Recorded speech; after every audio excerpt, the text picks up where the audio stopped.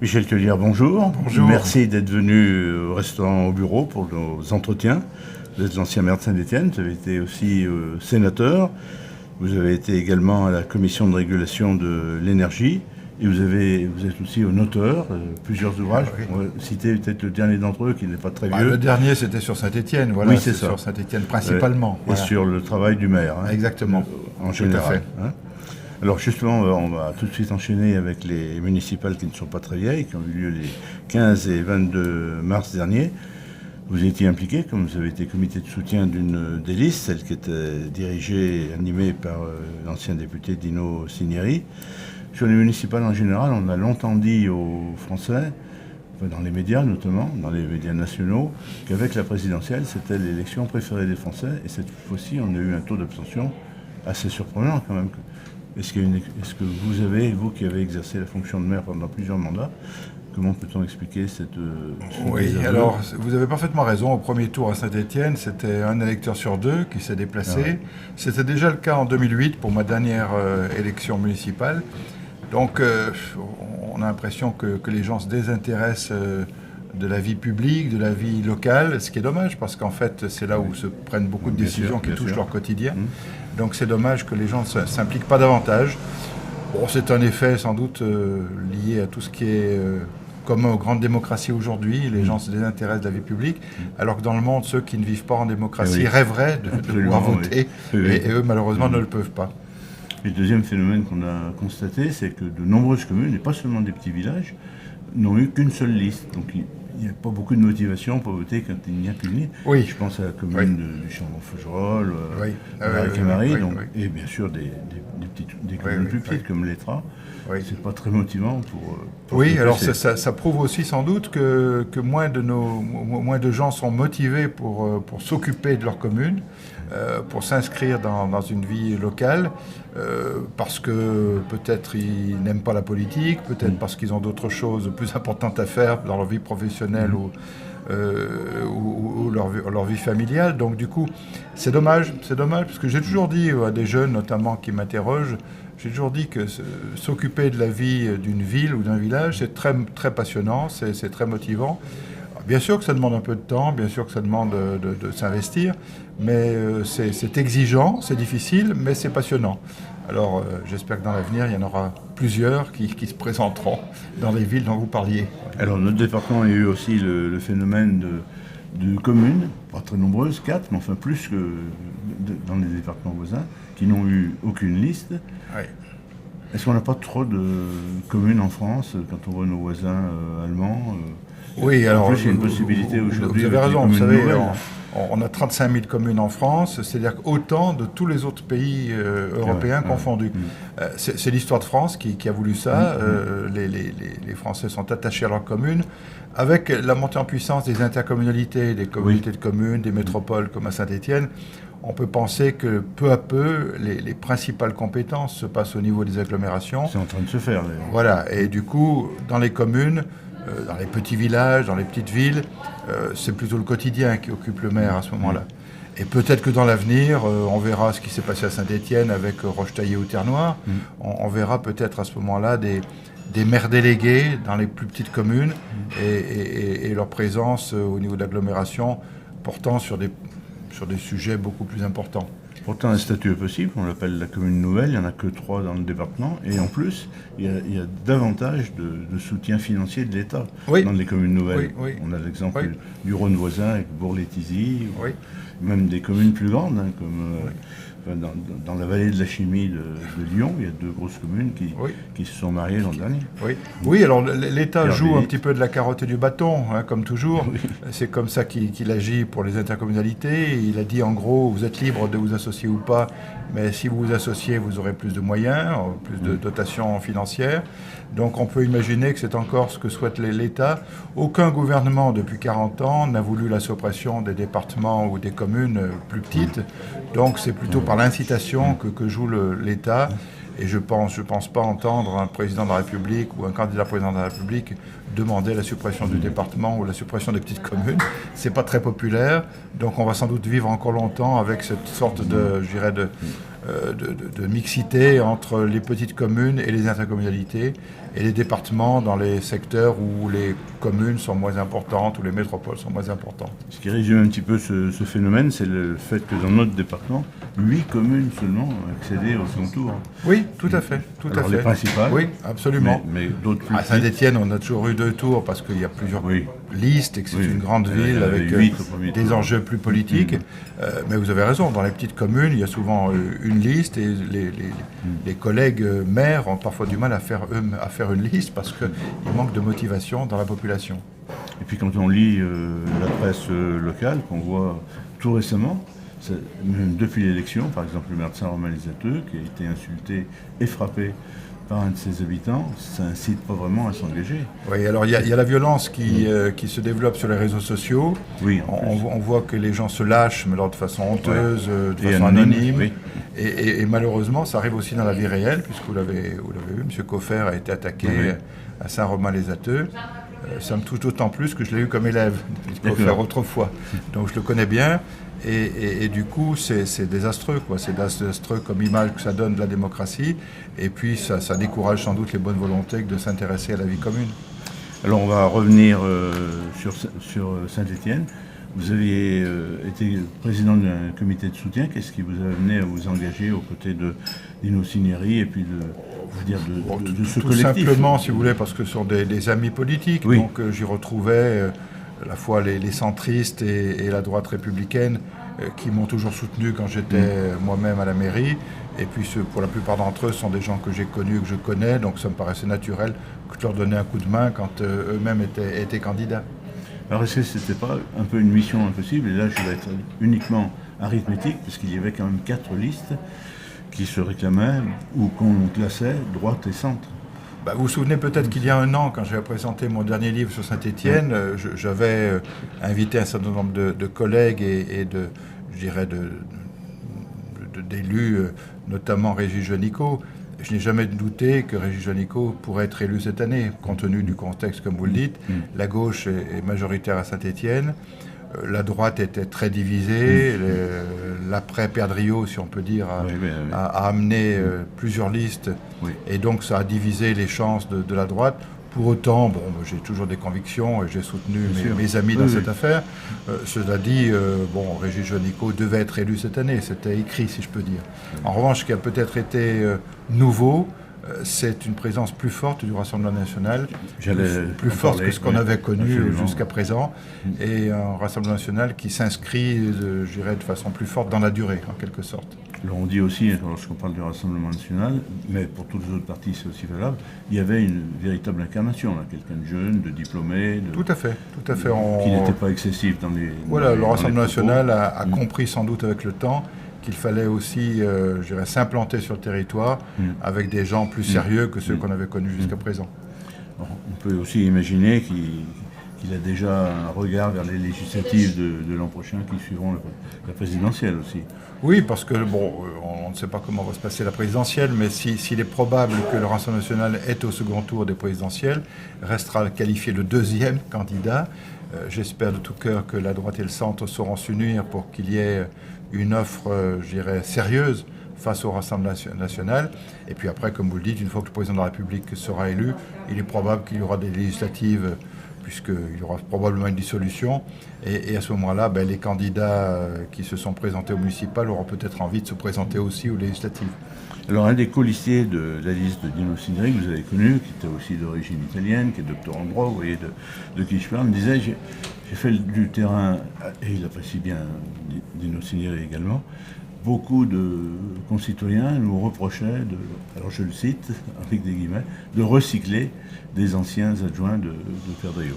Est-ce que ça c'est un argument que vous avez vous-même entendu? Non, très franchement, je n'ai pas tellement entendu cet argument-là, parce qu'en fait ceux qui partaient sur la liste Dino Cinieri étaient des candidats qui avaient dit et qui avaient montré, qui avaient démissionné de leur fonction d'élu, justement du fait de ce qu'avait fait Perdriau. Donc non, très franchement, ça, je ne crois pas que ça ait beaucoup joué. Je pense en revanche que la division de la droite et du centre a été catastrophique, mais c'est pas nouveau. Je l'ai vécu, je l'ai subi en 2008. Joanne n'a pas été oui, bien voilà, comprise, donc il y avait plusieurs plusieurs éléments politiques qui faisaient que la droite et le centre étant divisés, c'était la bonne année pour Régis Juanico. Voilà. Alors ces débuts ont été plutôt réussis, on peut le dire, Oui. si on prend un certain nombre de mesures qui ont été annoncées, y compris la baisse de l'indemnité du maire, mais aussi plus de respect, on peut le dire, de l'opposition dans les débats du conseil municipal. Est-ce que ça, bien sûr, ça a joué en termes d'image? Oui, j'ai trouvé que Régis Juanico voulait apaiser le débat public local. Il avait invité les anciens maires, Maurice Vincent et moi-même, le fils de François Dubanchet, la petite fille de M. Sangdols. Bon, c'était la première fois que je remettais les pieds à l'hôtel de ville depuis 16 ans, puisque je n'avais jamais été invité depuis, par personne, si je peux dire, depuis 16 ans. Exactement. Donc il a montré à travers cette invitation qu'il voulait décrisper le jeu local, qu'il voulait, je dirais sans doute, apaiser le débat, et il a raison. Il a raison, il faut que le maire se tienne un peu au-dessus de la mêlée s'il veut pouvoir agir. Bon, des mesures symboliques comme la baisse des indemnités, bon, c'est de la communication, ça ne durera pas parce que les choses, les gens oublient très vite ce genre de choses. Voilà, bon, je pense qu'il en tout cas, il a bien fait d'apaiser le débat et de faire en sorte que la majorité et la minorité puissent travailler ensemble pour le bien commun, pour le bien des Stéphanois. Alors au-delà de la ville, pour la présidence de la métropole, là, il y a eu quand même des créations, des innovations, comme le lancement d'une conférence des maires, des réunions territoriales, on peut imaginer pour le Gier, pour l'Andenne, pour la Couronne, de véritables décisions, des innovations. Est-ce que c'est intéressant aussi là? Oui, parce que quand j'ai lancé l'agglomération Saint-Étienne Métropole en 95-96, notre esprit était bien celui du consensus, la recherche du consensus autour de projets communs. Et pour le coup, les maires d'aujourd'hui ont raison de s'entendre sur des projets, de laisser au vestiaire leurs étiquettes politiques, de laisser toutes les vindictes, toutes les polémiques, et de s'occuper que d'une chose, c'est l'avenir de la métropole. Et bon, pour s'occuper de l'avenir de la métropole, il faut discuter, il faut se parler, il faut débattre. On peut utiliser ce mot qu'on entend de plus en plus, transpartisan. Oui. Alors ça a toujours été le cas au niveau de la métropole à mon époque. Je ne m'occupais pas des étiquettes des collègues maires, je m'intéressais simplement au projet. C'est ce qui nous a permis de faire à l'époque le Zénith ou la Cité du Design, ou après d'autres projets dans les communes, parce que justement on s'intéressait à une seule chose, c'était le développement de l'agglomération et pas les étiquettes politiques des collègues élus. Alors quand on voit le développement de l'intercommunalité, est-ce que justement, pour revenir un petit peu sur le département qu'on a cité rapidement, il n'y a pas une collectivité en trop aujourd'hui et qu'il ne faut pas, moi je suis en contact avec un ami politologue. Lyon a montré l'exemple, puisque Gérard Collomb à l'époque a décidé de fusionner la métropole de Lyon et le département du Rhône sur le périmètre de la métropole. Et donc aujourd'hui, le département du Rhône ne rassemble que les communes rurales, on peut dire. Oui, on parle du Rhône vert. Voilà, le Rhône vert, parce que ce sont les communes rurales. C'est peut-être quelque chose qui se développera à l'avenir. D'ailleurs, dans la Loire, le département de la Loire a laissé des compétences à la métropole de Saint-Étienne, sur la voirie notamment, sur les transports scolaires. Ici même dans la métropole. Tout à fait. Donc ça veut dire que c'est un mouvement qui sans doute ira s'amplifiant dans l'avenir, parce que les métropoles, les grandes métropoles, comme c'est le cas à Lyon, Saint-Étienne, Clermont, Grenoble, ont déjà des compétences très fortes dans des domaines dont s'occupait autrefois le département. Et puis on le voit bien sur le plan budgétaire, c'est pas seulement la Loire, mais même un département plus riche comme la Gironde ont d'énormes problèmes budgétaires aujourd'hui. Georges Higler le dit souvent. Oui, bien sûr. Je crois que c'est 65 ou 70% de son budget qui est pris par l'action sociale, donc ça laisse peu de moyens pour faire le reste, c'est-à-dire les investissements sur les routes, sur les transports, bien sur l'économie. Et donc, peu à peu, on voit effectivement que le département est l'institution, la collectivité qui est, je dirais, celle de l'action sociale. Et les métropoles sont plutôt là pour s'occuper du développement à long terme du territoire. On peut imaginer que le département est plus perçu par les habitants, par les citoyens, comme une administration que comme une collectivité. Oui, parce que la plupart des moyens qui sont ceux du département sont obligés, en quelque sorte. C'est l'État qui les oblige à payer pour le handicap, pour le RSA, etc. Alors je vais vous poser une question sur les jumelages en général, puisque Saint-Étienne a été jumelé, y compris avec une ville ukrainienne aujourd'hui dans la partie russophone et annexée. Il y a aux États-Unis, au Québec, enfin il y a quand même... Oui, il y en a plusieurs, une liste voilà, importante. plus ou moins actives, mais il y en a plusieurs. Voilà. Alors, c'est pour parler d'un jumelage spécifique que le maire nouveau souhaite rompre, c'est-à-dire avec Israël. Oui, il ne faut pas confondre deux choses, si vous voulez, le jumelage, la coopération décentralisée. Moi, j'ai fait une loi quand j'étais sénateur sur la coopération décentralisée. Ça veut dire quoi? Ça veut dire que deux villes, deux populations s'entendent pour développer ensemble un certain nombre de projets. Ça peut être l'éducation, le sport, la culture. Et donc, une ville n'est pas responsable de ce que fait son gouvernement. La ville de Saint-Étienne, le maire de Saint-Étienne n'est pas responsable de ce que décide le gouvernement. Il ne partage pas les options du gouvernement, d'ailleurs. Et il en va de même de grandes villes avec lesquelles on est en coopération. La ville de Des Moines aux États-Unis, bon, on aime ou on n'aime pas M. Trump, c'est pas de la faute de la ville de Des Moines ou des habitants de Des Moines. Voilà. Et c'est la même chose à Annaba en Algérie. On peut décrier le régime algérien, les habitants d'Annaba avec lesquels on a une coopération, je dirais, sont peut-être eux-mêmes en opposition à leur gouvernement. Donc je crois qu'il faut faire la séparation entre une ville et sa population et le gouvernement. Cette ville israélienne a une forte population d'Arabes israéliens en plus. Alors oui, j'y suis allé plusieurs fois, et donc vous avez la ville juive sur la colline, vous avez la ville arabe à côté, et les deux d'ailleurs partagent un certain nombre d'équipements commerciaux ou culturels, et vous avez même au milieu les chrétiens, puisque vous avez à Nazareth-Illit une église souterraine qui est en fait l'église de l'Annonciation. Vous avez Cana à côté, les fameuses noces de Cana. Donc le pape Jean-Paul II y s'était rendu. C'est que vous avez sur un même territoire à la fois des juifs, des musulmans et des chrétiens.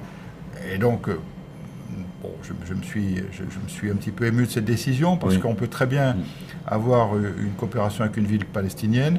Je me suis moi-même rendu en Palestine, en Cisjordanie, à Ramallah, puisque je suis allé faire des formations de cadre de l'administration, pour l'École nationale d'administration, pour l'ENA, mais là-bas ils ont l'ENAP, c'est l'École nationale d'administration palestinienne. Donc je suis allé en Palestine, je suis allé à Gaza, mais j'avais accompagné un ministre des Affaires étrangères à l'époque. Donc je connais cette région. Je suis allé au Liban faire une formation également pour l'ENA. Je suis allé en Jordanie pour la même chose. Donc je connais un peu cette région. Et je trouverais triste pour les populations qu'on les associe définitivement au régime ou au gouvernement. Bon, les pauvres, si je peux dire, ont déjà beaucoup de difficultés. Moi, je l'ai vu à Ramallah, je l'ai vu à Nazareth-Illit, qui a changé de nom entre-temps. Je l'ai vu à Amman, en Jordanie, je l'ai vu à Beyrouth. Ce sont des populations qui souffrent terriblement de la situation. C'est une région qui, depuis l'après-guerre, vit de temps en temps en paix, de temps en temps en guerre.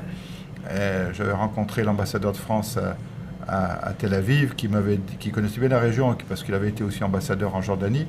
Et il me disait, depuis toujours, c'est des régions où souffle le chaud et le froid, la guerre et la paix. Et j'ai l'impression qu'on est aujourd'hui encore dans ce terrible moment où c'est la guerre qui l'emporte sur la paix. Et donc il ne faut pas faire souffrir encore plus, si je peux dire, les populations. Si on peut leur apporter un peu de notre fraternité, un peu de notre amitié, c'est tant mieux. J'imagine, si jamais on rompait les liens avec une commune, quelle qu'elle soit d'ailleurs, j'imagine les populations se dire la France nous lâche, quoi. Voilà, Saint-Étienne nous abandonne. Moi, j'avais lancé le jumelage avec Katowice en Pologne, au moment où la Pologne était en train de se défaire du joug communiste, et ils voyaient notre arrivée comme étant un espoir pour eux, de dire enfin, on est considéré par. Et d'ailleurs, les deux villes ont coopéré sur un plan industriel, par exemple. Exactement, à tout point de vue. Donc c'est la raison pour laquelle, et là je me suis retrouvé d'ailleurs d'accord avec ce que dit mon successeur Maurice Vincent, qui dit à peu près la même chose. Prenons le temps, ne nous précipitons pas. Et je suis sûr que Régis Janicot est un homme capable d'entendre des sentiments de bon sens. Et bien c'est sur cette proposition qu'on va conclure cette émission. Merci beaucoup, M. Théa. Merci à vous. Nous rencontrer. Merci.